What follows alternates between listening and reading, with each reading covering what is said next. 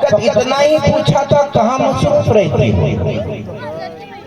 आ गया समझ में। अब बहू क्या जवाब देती है, मैं तो इस वास्ते चुप हूं कि तमाशा न बने, मैं तो इस वास्ते चुप हूं कि तमाशा न बने, तुम समझते हो कि मुझे तुमसे गिला कुछ भी नहीं। सास बहू के मुकालमे के लिए मैं आवाज दे रहा हूँ। माहिन कश्यप अपने ग्रुप के साथ, माहिन कश्यप अपने ग्रुप अपनी सहेलियों के साथ माइक माशाल्लाह। सैयद वाजी साहब की तरफ से 100 रुपया का नजराना आया है जो बच्ची पढ़ के गई है, जज़ाकुमुल्लाह खैरा। जी अच्छा, किसके तरफ से? पंजाब वालों की तरफ से 100 रुपये का मेरे को नजराना, और ये 150 रुपये सब बच्चों को ना माशाल्लाह। ये हमारे साथ साथी आए हुए हैं, सब बच्चों को 150 रुपये का नजराना दे रहे हैं और 100 रुपये मेरे।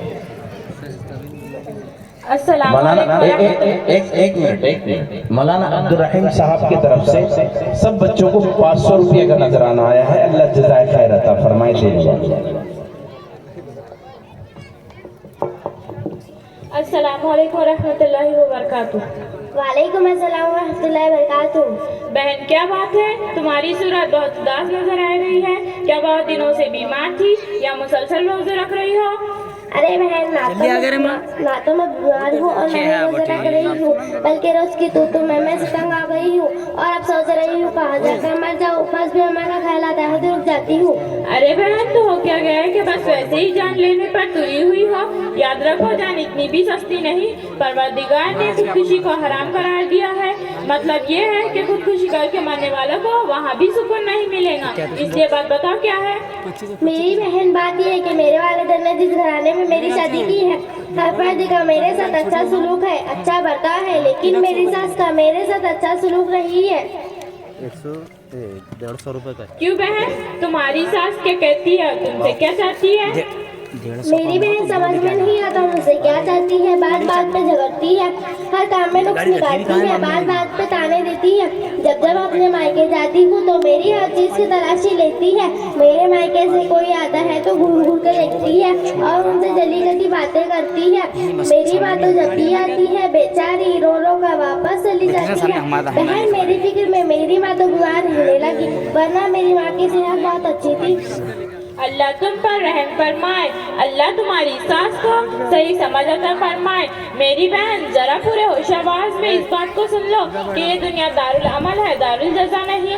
यहाँ हम जो कुछ भी करेंगे इसका सिला हमको आखिरत में मिलेगा।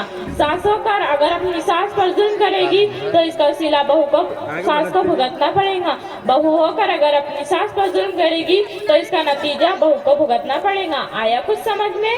जी हाँ बहन, ऐसा तो जरूर ना चाहिए। अब तो ये फैसला कयामत के दिन होगा। फैसला और इंसाफ वो जात करेगी जो दिलों के हाल और आज तक जान लेती है। लिहाजा मेरी बहन, खुदा से डरो और किसी पर बहुतान मत लगाओ, किसी की चुगली और गिबत ना करो, वरना याद रखो इससे तुम्हारी आखिरत तबाह बर्बाद हो जाएंगी। जी हाँ बहन, आपकी बात बिल्कुल दुरुस्त है। मेरी तो ये ख्वाहिश है कि जिसने भी जुल्म किया हो उसको फौरन इसी दुनिया ही में सजा मिलनी चाहिए, ताकि दूसरे इंसान ऐसी हरकत से बाज आए, और ऐसी दर्दनाक सजा जालिम को मिलनी चाहिए कि सारी दुनिया दंग रह जाए और फिर जुल्म का तसव्वुर भी किसी के दिल में ना आए। बहन, तुम्हारी बातों से ऐसा लगता है कि वाकई ही तुम्हारी सास ने तुम पर बहुत जुल्म किए हैं। तुम अल्लाह से उनकी हिदायत के लिए दुआ करो कि अल्लाह उनको हिदायत नसीब फरमाए और उनके दिल की सख्ती को नरमी से तब्दील फरमाए। आमीन, अल्लाहुम्मा आमीन। और हर सास को ये सोचना चाहिए, जिस तरह मेरा सलूक, मेरा रवैया मेरी बहू के साथ है, अगर यही सलूक मेरी बेटी के साथ हुआ होता तो कितनी तकलीफ की बात होगी। जी हाँ बहन, बहुत तकलीफ होंगी। वाकई आपकी बात 100% सही है। इसलिए मेरी माँ और बहनों, मेरी बात को ध्यान और तवज्जो से सुनो कि सास अपनी बहू को हकीकी बेटी की तरह समझे और बहू अपनी सास को हकीकी माँ की तरह समझे।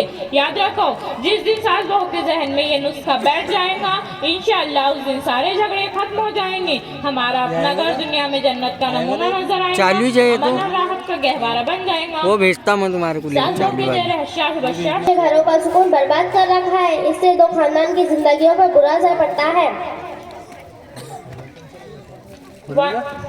और मेरी प्यारी बहन, झगड़ा यहाँ तक बढ़ जाता है कि नौबत कोर्ट कचहरियों तक पहुँच जाती है और हमारे मर्दों का मेहनत से कमाया हुआ सरमाया यूँ बर्बाद हो जाता है। बहुत ही अच्छा हुआ बहन, तुमसे मुलाकात हो गई। तुम किसी दिन हमारे घर आओ और दो बातें हमारी सास को भी समझो। अब मैं वादा करती हूँ, अब कभी भी अपनी सास को हकीकी माँ की तरह समझूंगी और उनकी खिदमत को अपनी सआदत समझूंगी। वाह मेरी बहन वाह, वाकई ही तुमने इस तरफ कदम उठाने में पहल की तो इंशाअल्लाह अल्लाह तुमको इसका बेहतरीन अजर तो देगा ही, लेकिन दुनिया में भी इसका पूरा फायदा तुमको नजर आएगा। तुम्हारी जिंदगी की सारी कुड़न और सारी घुटन दूर हो जाएंगी और फिर तुम्हारी सास भी अपना रवैया बदल देंगी और हर चीज में खूबियाँ नजर आने लगेंगी। और इस इंशाअल्लाह मैं तुम्हारे घर जल्द ही आऊंगी और तुम्हारी सास से भी इस सिलसिले में बात करूंगी। बहुत ही बहन, तुम्हारा बहुत बहुत शुक्रिया। तुम अपना फोन नंबर तो देती जाओ ताकि तुमसे राबता कायम रहे। जी हाँ बहन, लिखो मेरा नंबर 9561724856। अजी बहन, जाने से पहले जरा मेरी एक दरख्वास्त तो सुनती जाओ, शायद इस सिलसिले में वो कुछ मददगार साबित हो। जी हाँ बहन, जरूर सुना। हम तो सुनने के लिए बेचैन हैं। मैं अपनी तमाम ही माँ और बहनों से जो अपने वक्त की सास हो या बहू हो दरख्वास्त और गुजारिश कर रही हूँ, मेरी चंद बातें सुने अपनी जिंदगी का जायजा लेकर अपनी इस्लाह की कोशिश करें। इंशाअल्लाह मैं आपसे वादा करती हूँ, अब कभी भी अपनी सास से नहीं लड़ूंगी और उनको हकीकी माँ की तरह समझूंगी और उनकी खिदमत को अपनी सआदत समझूंगी। जी हाँ, तो सुनिए, अगर आप सास है तो क्या आप हर एक के सामने अपनी बहू की बुराइयां करती है? क्या आपको अपने बहू का मायका जाना बुरा लगता है? क्या आप ये समझती है कि बहू के मायके वाले उसे आपके खिलाफ भड़काते हैं? बेटा अगर किसी हक बात में बीवी की तरफदारी करे तो क्या आप ऐसा महसूस करती है कि बेटा बीवी का गुलाम बन गया है? क्या आप बहू के हाथ के बनाए खाने में अक्सर कमी निकालती है? अगर इन सब का जवाब हाँ में है तो आप अच्छी बहू नहीं है और ना ही अच्छी बन सकती। इसलिए खुदा से डरे और उसकी पकड़ से डरे। कयामत के दिन अल्लाह ताला हर एक के साथ इंसाफ करेगा, उसकी अदालत में हर एक की हाजिरी होगी।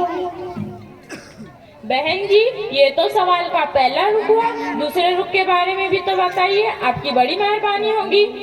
जी हाँ बहन, जरूर। दूसरा रुख भी आपके सामने आता है। अच्छा, तो इसको भी गौर से सुने।